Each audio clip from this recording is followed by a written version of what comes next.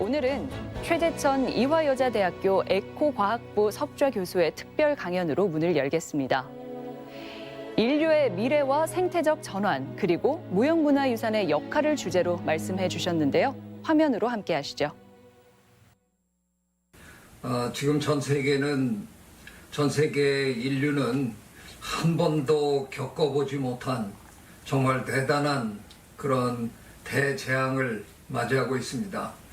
과연 우리 인류가 앞으로 어떻게 변해갈지, 우리는 우리 조상들의 어떤 지혜, 무형 문화유산으로 우리가 물려받은 어떤 지혜를 좀 살릴 방법은 없는지, 이런 거에 대해서 오늘 제가 간단히 한 말씀 드리도록 하겠습니다. 이번 세기 들어와서 우리가 겪었던 대표적인 바이러스성 유행병에 사르스가 있고요, 메르스가 있고, 이번에 우리가 코로나19를 또 겪고 있습니다. 이 셋이 전부 다 박쥐로부터 출발했다 그러죠.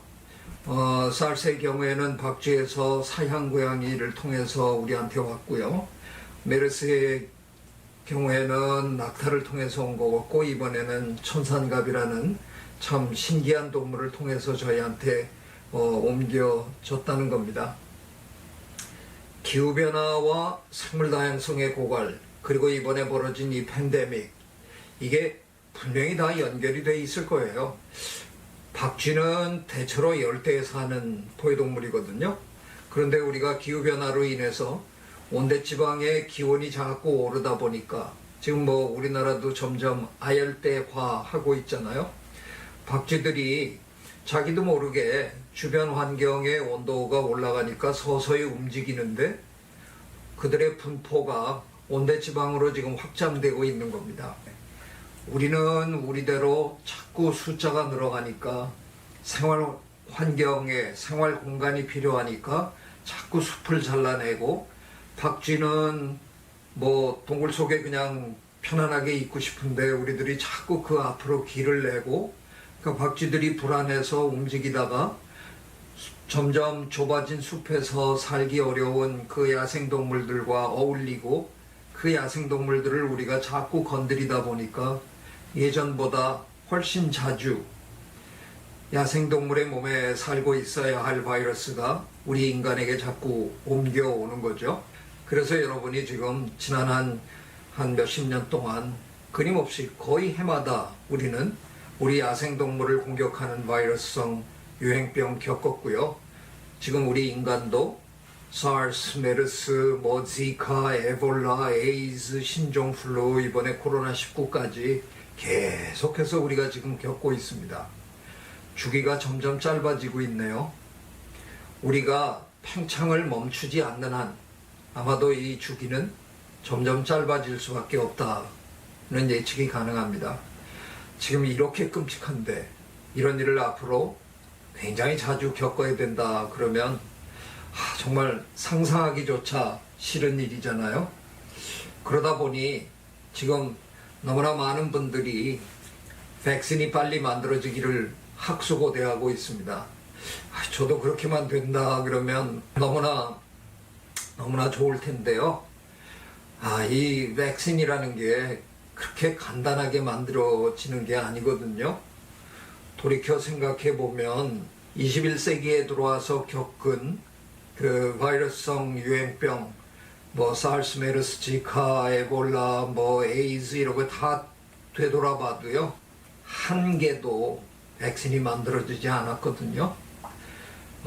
유명한 분들이 많이 걸려서 전 세계인들이 다 알고 있는 에이즈라는 그 유명한 질병도 지난 30년 동안 굉장한 노력을 했음에도 불구하고 아직 백신이 만들어지지 않았습니다. 쉬운 일이 아니거든요. 그래서 그 백신이 만들어질 때만 그냥 목 놓아 기다리고 있으면 굉장히 어려울 것 같아요. 그래서 저는 일찌감치 과학자로서 좀 부담이 굉장히 컸습니다만, 그래서 결과적으로 욕을 좀 많이 먹었습니다만, 그거보다 더 현실적인 백신이 있습니다라고 소개를 했습니다. 제가 얘기하는 더 현실적인 백신은 행동 백신과 생태 백신입니다.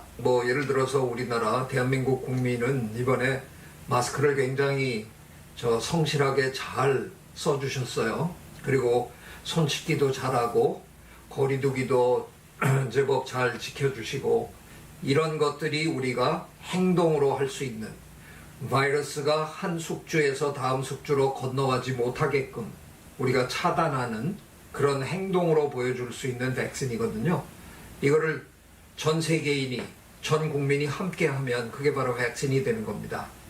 그런데 생각해 보니까 이거보다 더 원천적이고 더 좋은 백신이 있어요. 자연 보호, 생태계 보전과 제가 지금 얘기하는 생태 백신 전혀 다른 말이 아닙니다. 사실은 근본적으로 똑같은 말인데요. 제가 백신이라고 새롭게 표현하는 이유는 백신은 모두가 다 같이 맞아야 효과가 있는 거거든요. 그런 의미에서 생태 백신이라는 개념을 새롭게 제가 소개하는 겁니다. 바이러스는 결코 우리 인류를 멸종시키지 못합니다. 충분히 많이 죽이면 저절로 사회적 거리가 생겨서요. 더 이상 못 죽입니다. 그 옛날 패스트도 유럽에서 유럽 인구의 3분의 1밖에 못 죽였습니다. 나머지 3분의 2는 거리가 생겨서 다음 사람으로 옮겨가지 못해서 못 죽였습니다. 하지만 이번 이 모든 일의 근원적인 문제 중에 하나인 기후변화는 다릅니다. 기후변화는 마지막 한 사람까지 악착같이 죽일 수 있습니다. 기후변화는 우리 인류를 지구에서 깡그리 몰아낼 수 있습니다. 그래서 만일 이번 이 코비드-19으로 너무 이게 이러다가 우리 인류가 어떻게 될 건가 라는 걱정이 드셨다 그러면 이참에 정말 기후변화에 대해서는 정말 새롭게 생각하시고 이제 이 심각한 문제를 행동으로 옮겨서 우리가 이 문제를 해결할 수 있도록 힘을 모아야 할 때가 정말 온 겁니다.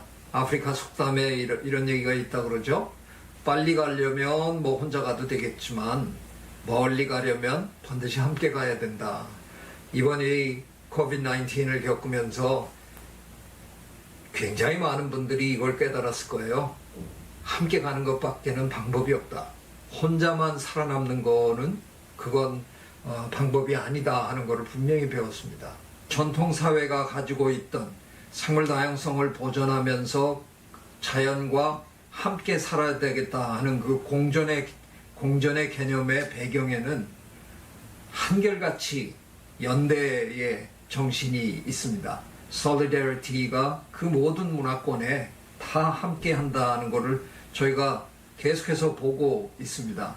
그래서 이참에 우리가 이 코비드-19을 겪으면서 어차피 우리 인간 사회라는 곳은 함께 갈 수밖에 없는 사회구나 하는 것을 분명히 배웠다면 그 적극적인 노하우, 적극적인 그런 지혜의 그런 방법들 뭐 이런 것들은 아마도 우리가 우리의 전통 사회를 들여다보면서 거기서 우리가 물려받는 무형문화재 문화유산 안에 굉장히 많은 좋은 답들이 있을 거다 하는 생각을 저는 합니다. 호모사피엔스라는 이런 자화자찬 식의 개념을 버리고 지구에 사는 다른 생물들과 공유하겠다, 이 지구를 함께 사용하겠다라는 뜻으로 호모 심비우스, 저는 우리말로는 공생인이라고 합니다만 호모 심비우스로 거듭났으면 좋겠다 하는 말씀 드립니다.